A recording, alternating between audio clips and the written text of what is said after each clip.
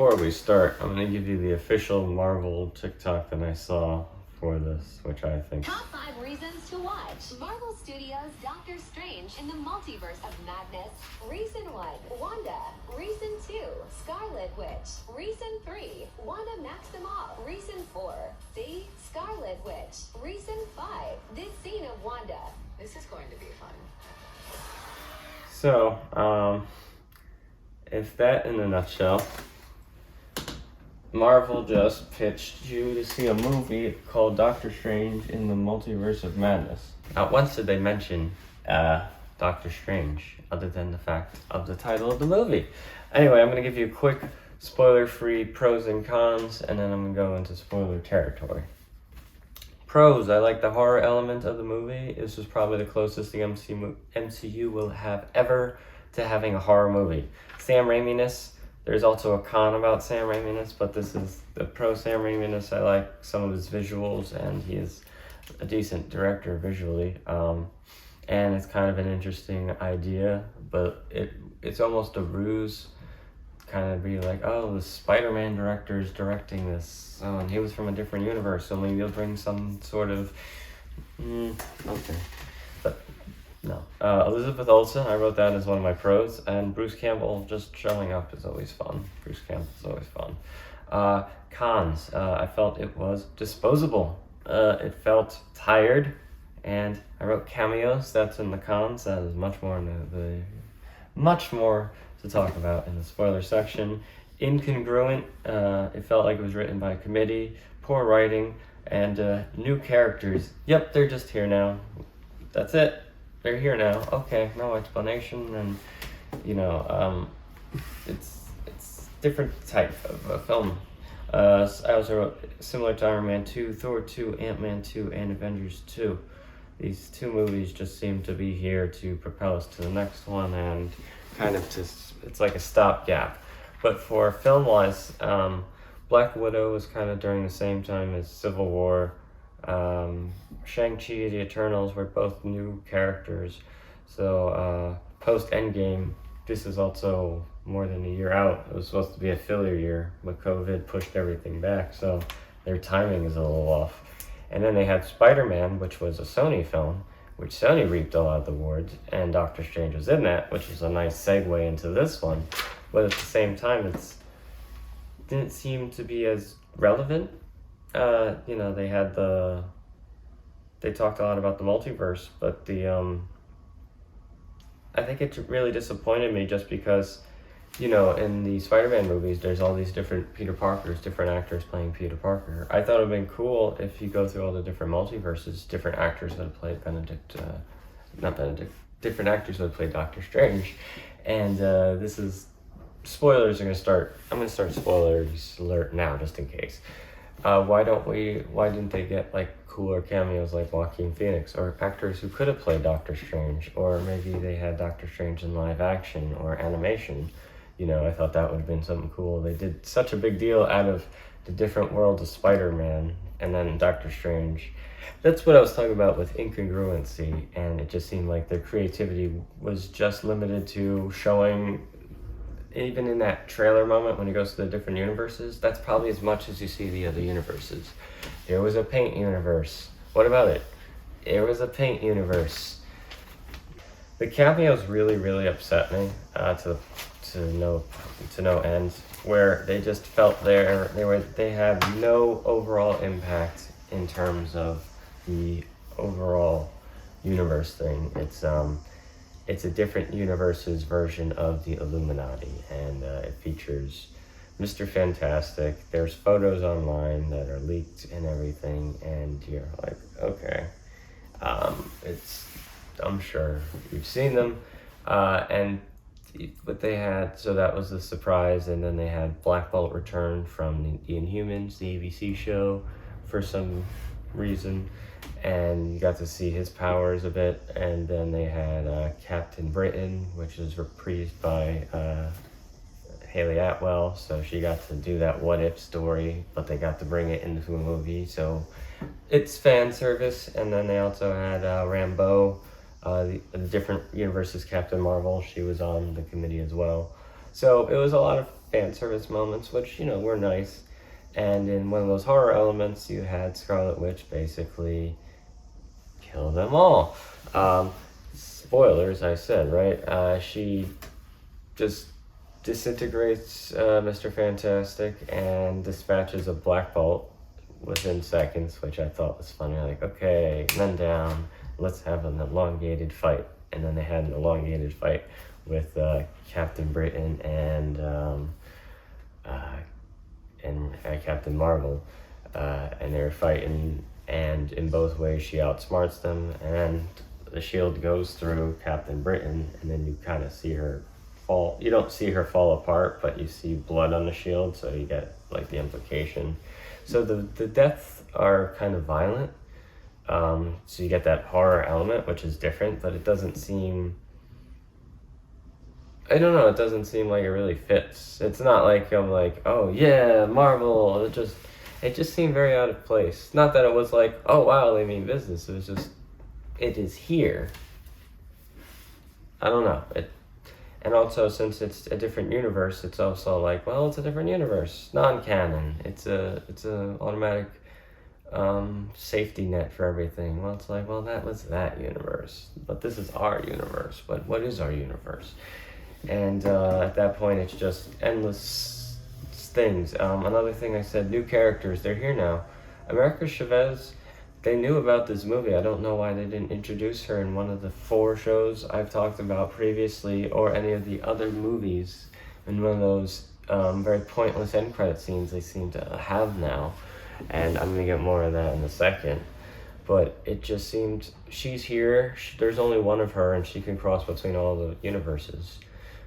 Why are we just now hearing about her, and why is she just introduced, and why is she just treated just as a plot element?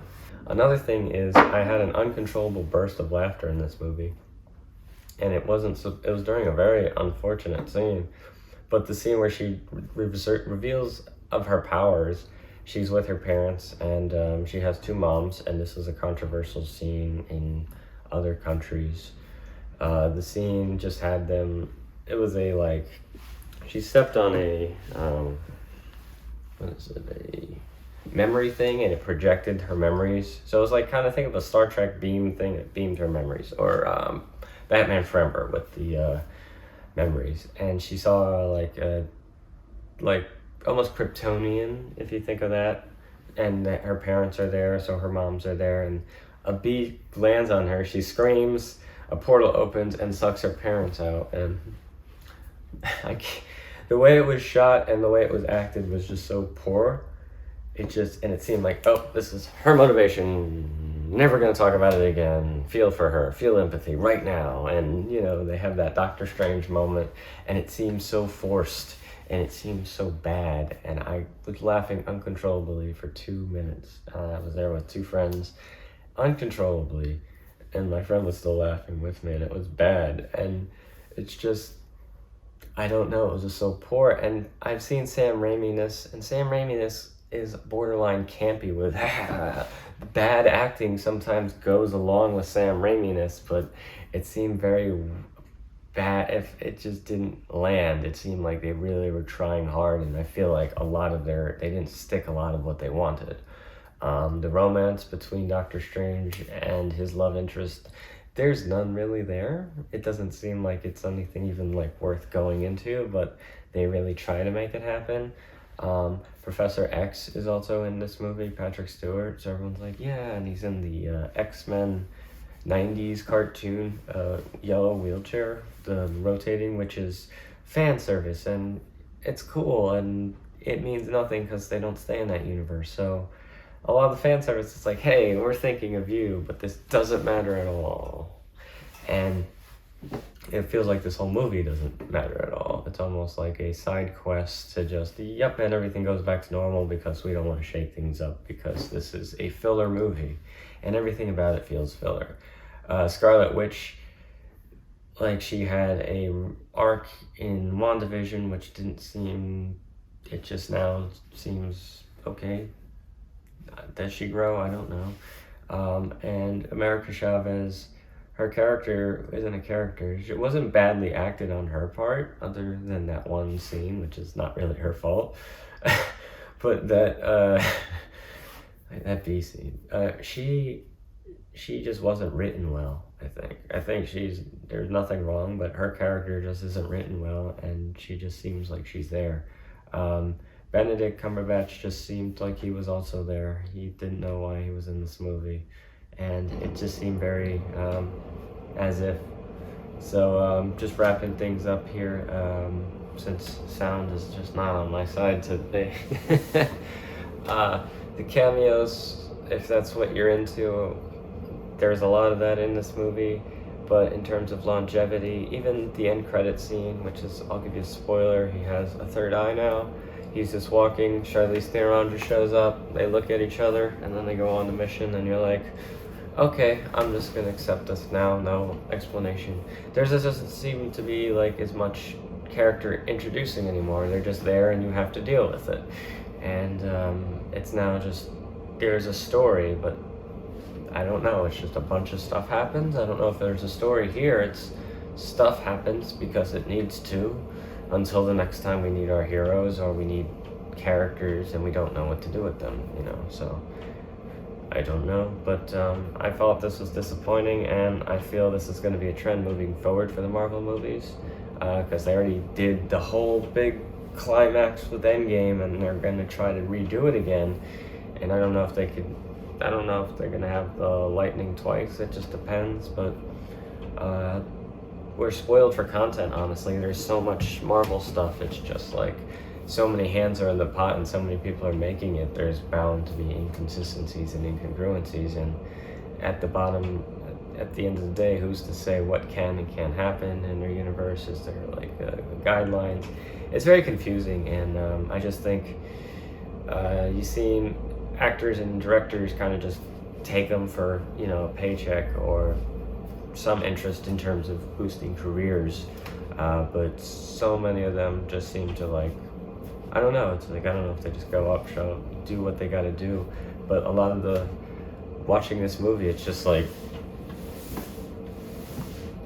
and I'm like, I just realized it's that in front of a lot of CGI backgrounds. That's a lot of blockbusters today. And the revelation of that, I was like, this is just more of a me thing. I was like, oh. And I guess the Marvel movies have become so far from grounded in reality, which isn't a problem. That's kind of cool that they have that flexibility. I thought that was one of the cool aspects of the Avengers and the original Guardians of the Galaxy. But now it's to the point where it's like, there's I guess no verisimilitude in the movies. I don't know, because they don't seem to, fan service is trumping, I guess, creativity, and I guess that is going to win out because that's what people want, so give them what they want. I can't really blame them, but I don't know, I thought this movie was a bit of a miss, and it's kind of a shame because this was the real first post-Endgame Marvel, owned by Marvel, not Spider-Man, that was really, I think they really needed this movie to be a hit, and they seem to give a lot of it away in the trailer, which goes to show you that it was disposable, which it felt like in the movie. So I don't know, if you like MCU movies, I know you're going to check it out. Feel free to disagree with me. What do you think?